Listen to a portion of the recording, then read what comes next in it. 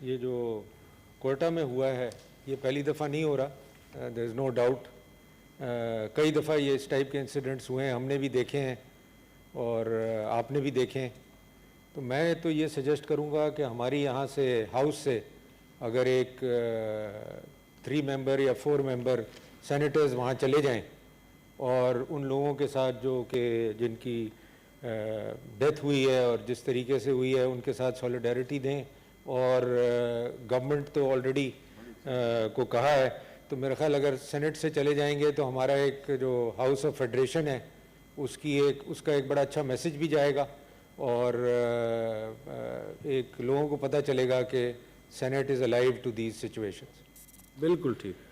अब सर दूसरा मैं आऊँगा, जो एजेंडा है, जो नैब का एजेंडा है, जो पहली दफ़ा सेनेट की हिस्ट्री में और मेरी हिस्ट्री में रिक्विजिशन के एजेंडा पे आया है।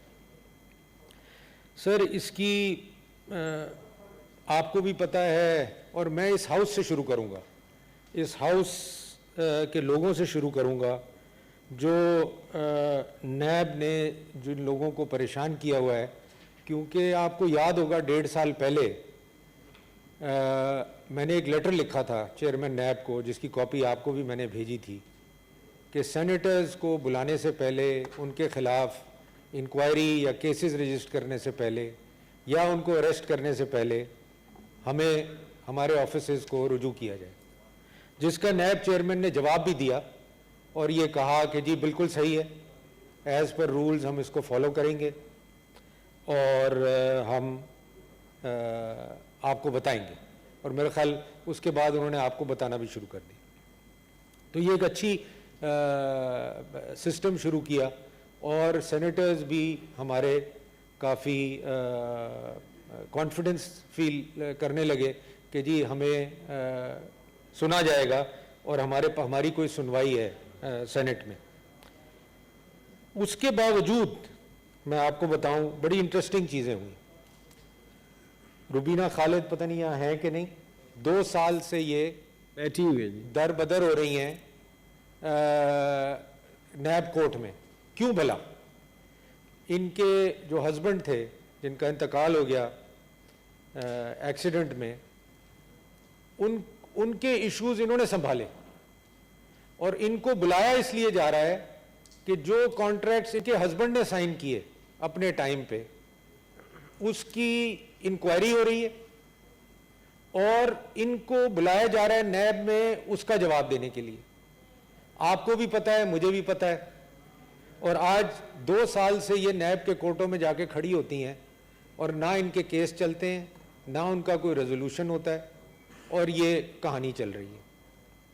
इसके बाद मैं आगे चलता हूँ। हाजिल बजिंजो साहब हमारे एल्डर थे, उन्होंने, आपको याद होगा, एक तकरीर की थी इस हाउस में कि उनकी बेटियों को, उनके बेटों को, उनके इन लॉज को नोटिसेस गए हैं उनके इश्यूज के ऊपर। वो आज हयात नहीं है, मगर मुझे ये उनकी स्पीच आज तक याद है। फिर आप आए, मेरे कोलीग मोहसिन अजीज यहाँ नहीं है, हम रशिया में थे, 25th anniversary of Russian senate के ऊपर हम विजिट पे थे, 4-5 मेंबर डेलीगेशन। वहाँ जनाब हम स्पीच कर रहे हैं और पाकिस्तान को रिप्रेजेंट कर रहे हैं, तो मोहसिन अजीज साहब की फ़ोन पे मैसेज आता है कि जी आपके खिलाफ तो नैब ने इंक्वायरी शुरू कर दी है मालम जब्बा केस में। वो वक्त था, और जब तक हम रशिया में थे, मोहसिन अजीज साहब was not in his senses and Mohsin Aziz could not do that trip and he became, I should say, mentally and physically incapable of doing anything. फिर मैं आता हूं शहरी रहमान की तरफ।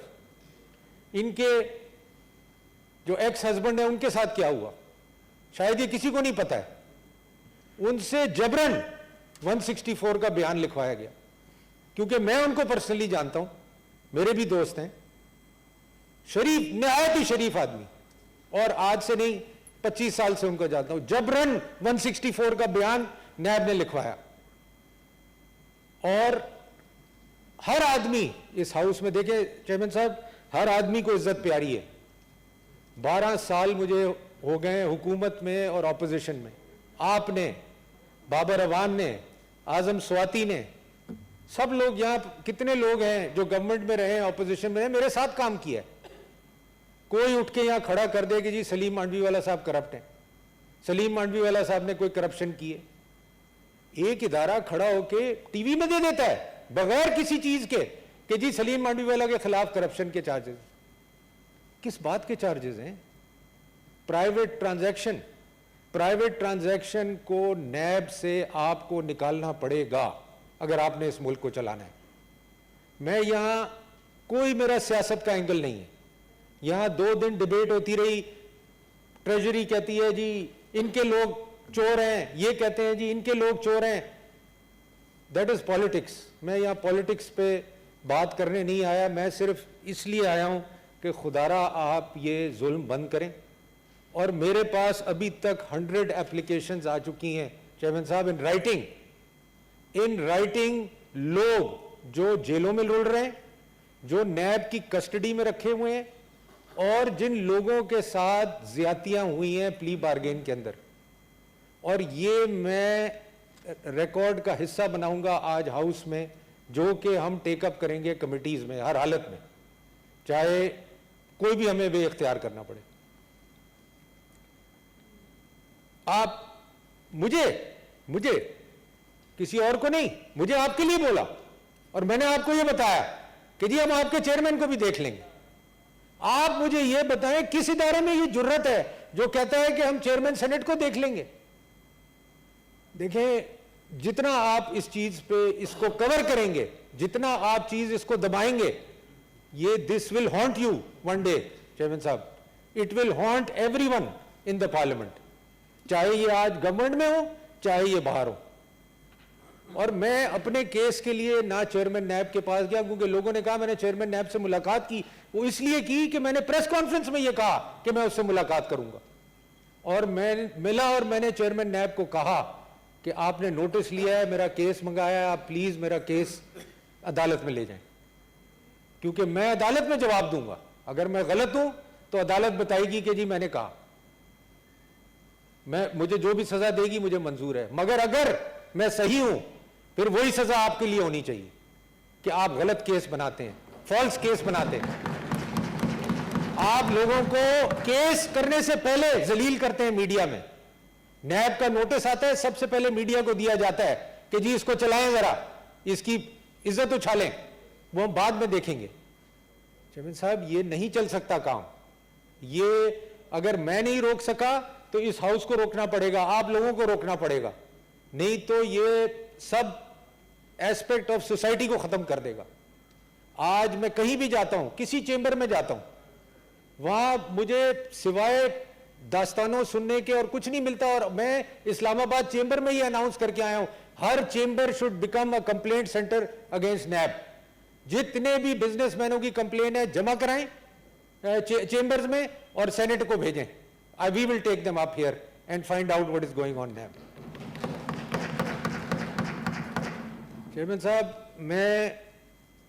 मुझे जो मैंने बार बार कहा, मेरी जो इन्वेस्टिगेशन हुई, हर नैब की जो भी इन्वेस्टिगेशन होती है वो रिकॉर्ड होती है, और मैंने बार बार कहा उसको रिलीज किया जाए, उसको मीडिया में चलाएं ना। आप ये नोटिस चलाते हैं, आप उसको चलाएं, क्योंकि मेरे से क्या पूछा गया कि जी आप बिजनेस करते हैं, मेरे से क्या पूछा गया कि जी आप प्लॉट खरीदते फरोख्त करते हैं, मेरे से क्या पूछा गया कि आप मंगला कोर के साथ बिजनेस करते हैं और आप बेनामी ट्रांजैक्शन करते हैं।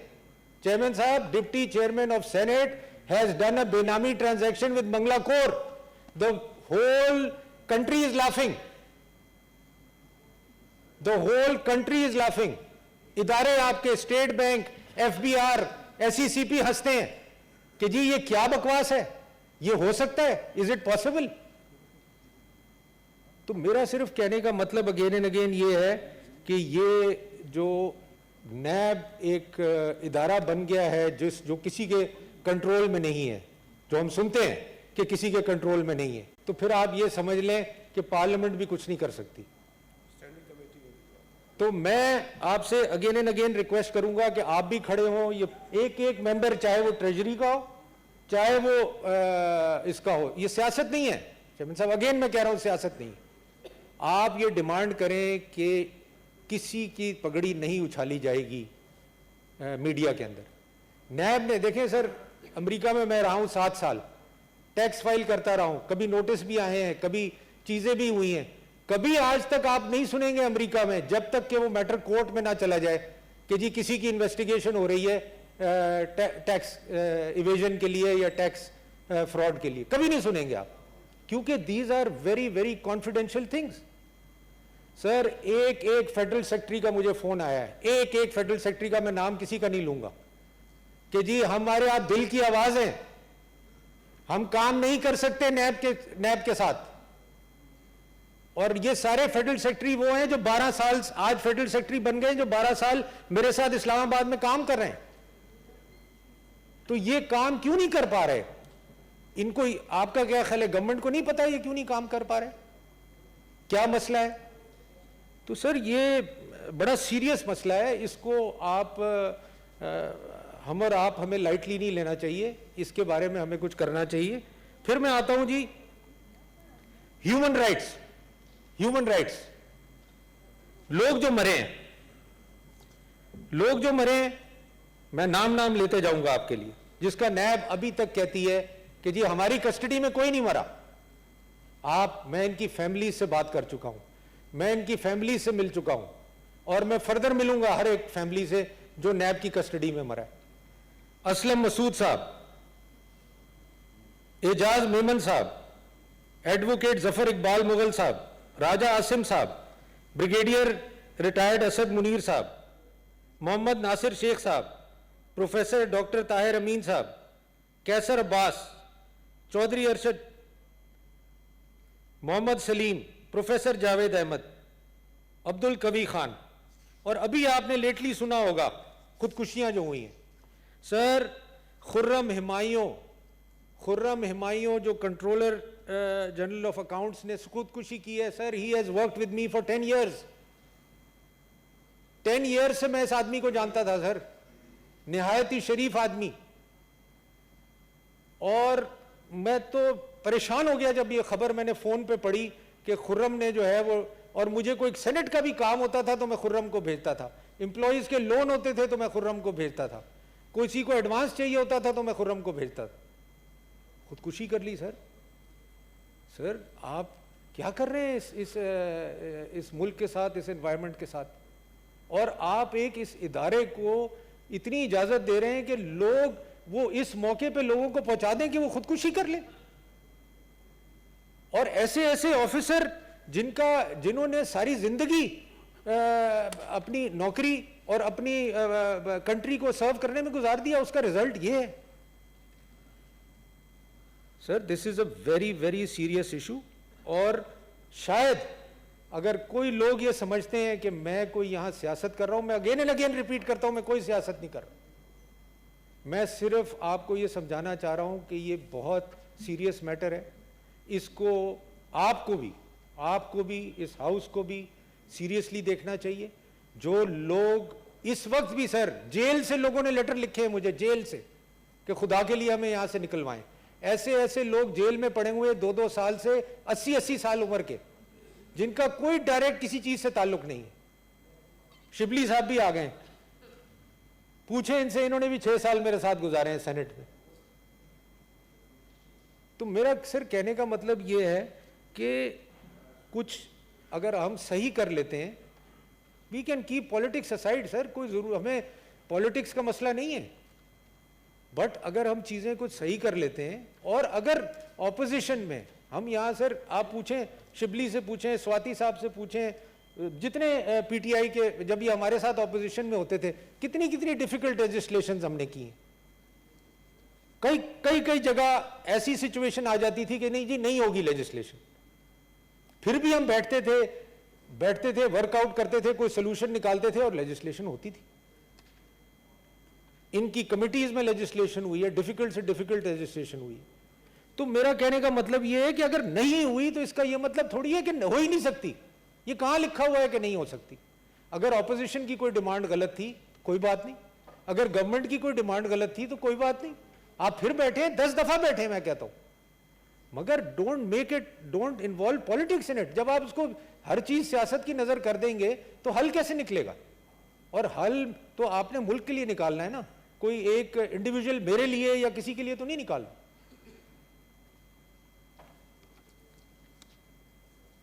तो सर, एक तो मैं चाहूंगा कि जो ह्यूमन राइट्स इश्यूज हैं जितने भी जो हमारे पास आए हैं, जो आइडेंटिफाई हुए हैं, वो ह्यूमन राइट्स कमेटी को भेजे जाए। ये मेरी आपसे रिक्वेस्ट भी है और मेरी एक डिमांड भी है हाउस से कि इसको ये मुझे भिजवा देना सलीम साहब मेरे ऑफिस को जरा सारे लिख के। दूसरा सर, खुद पीटीआई गवर्नमेंट कहती है कि हम एहतसाब करना चाहते हैं। जी बिल्कुल, मेरा नहीं ख्याल इस हाउस में कोई भी आदमी है जो ये कहेगा कि एहतसाब नहीं होना चाहिए। तो क्या नैब ऑफिसर्स का एहतसाब नहीं होना चाहिए? क्या वो एग्जेम्प्ट है? क्या वो कॉन्स्टिट्यूशन से ऊपर है? क्या वो कोई खास लोग हैं इस मुल्क में जिनका एहतसाब नहीं होना चाहिए, जिनकी डिग्रियां, पीआईए की तो हम डिग्रियां करके हजारों लोग निकाल देते हैं, स्टील मिल की हम लोगों को निकाल देते हैं डिग्रियों के ऊपर। हर डिपार्टमेंट के, हर ऑर्गेनाइजेशन की डिग्रियां चेक होती हैं। तो नैब की डिग्री करने में क्या पीटीए, जितने मेरे दोस्त वजीर भी बैठे हुए हैं, लोग भी बैठे हुए हैं, क्या they want to exempt NAB from एहतसाब? All I am demanding is कि इनके एसेट्स चेक किए जाए, इनकी डिग्रियां चेक किए जाए, इनके डोमिसाइल चेक किए जाए, इनकी कैसे इंडक्शन हुई वो चेक किए जाए। ये तो हम हर इदारे की करते हैं सर। मुझे फाइनेंस कमेटी में याद है, नेशनल बैंक में मैंने ये काम किया, स्टेट बैंक में मैंने ये काम किया, दूसरे इदारों में मैंने काम किया। तो इसमें क्या ऑब्जेक्शन है आपको इसका करने में? ये क्या डर है? मैं तो ये अगेन एंड अगेन डर का वर्ड इस्तेमाल करूंगा। ये क्या डर है कि नैब की इन्वेस्टिगेशन नहीं होनी चाहिए? इससे क्या हो जाएगा? तो मैं ये समझता हूं कि आप इसको भी, इस इशू को भी आप रेफर करें कमेटी को, लॉ एंड जस्टिस को करें, जिसको भी आप मुनासिब समझते हैं, क्योंकि ये चीज भी होना जरूरी है। देखिए, क्या हम क्या करते हैं पार्लियामेंट, सुप्रीम कोर्ट ने ऑर्डर दे दिया, फॉरेन लेजिस्लेशन हो गई। सुप्रीम कोर्ट ने किसी को हटा दिया जॉब से, फौरन हट गया। पार्लियामेंट कुछ करने जाए तो उसके सामने 10 मसले हैं कि नहीं नहीं जी पार्लियामेंट ना करे। मैं अपना फोरम, शहजाद साहब ने यह कहा कि मैं पर्सनल इशू सेनेट में ना लाऊं, मैं नहीं लाता अपना इशू, मैं बिल्कुल नहीं लाता। मगर मुझे तो ये राइट है कि मैं जो इशू समझता हूं जो गलत है, जो इस मुल्क में चीज गलत हो रही है, वो मैं इस फ्लोर पे लाऊं। ये मेरा राइट है इस फ्लोर पे लाने के लिए। तो मैं ये समझता हूं कि आप अगर इस प्रोसेस को चलने देंगे, इसमें किसी का नुकसान नहीं है चेयरमैन साहब, किसी का नुकसान नहीं है, सिर्फ फायदा है। पाकिस्तान की आवाम का फायदा है, पाकिस्तान की बिजनेस कम्युनिटी का फायदा है, पाकिस्तान के हर वो आदमी का फायदा है जिसकी इज्जत उछाली जा रही है और जिसके साथ ज्यादती हो रही है, वो नहीं होगी।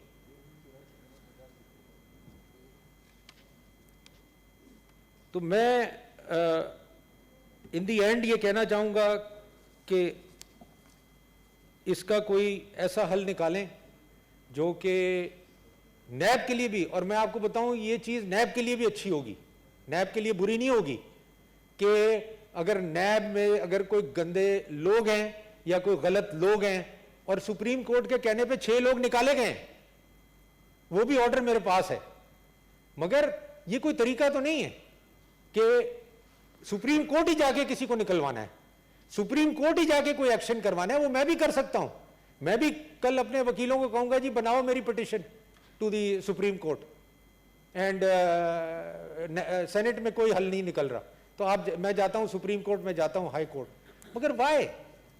Parliament is a supreme body, this is the upper house, why can't we resolve these issues here and we have the capacity. ऐसा नहीं है, यहां वकील भी हमारे पास मौजूद हैं, हमारे पास बिजनेसमैन भी मौजूद हैं, टेक्नोक्रेट्स भी मौजूद हैं, हम कमिटीज में मेजर लेजिस्लेशन करते हैं, तो हम ऐसे ही तो नहीं करते। तो मेरी अगेन आपसे इन दी एंड ये रिक्वेस्ट होगी कि आप इन चीज़ों को सेनेट में एड्रेस करवाएं, जो कमिटीज़ हैं उनमें रेफ़र करें, जो रिक्वायर्ड कमिटीज़ हैं, और इस इशू को हल करवाएं। Thank you ji.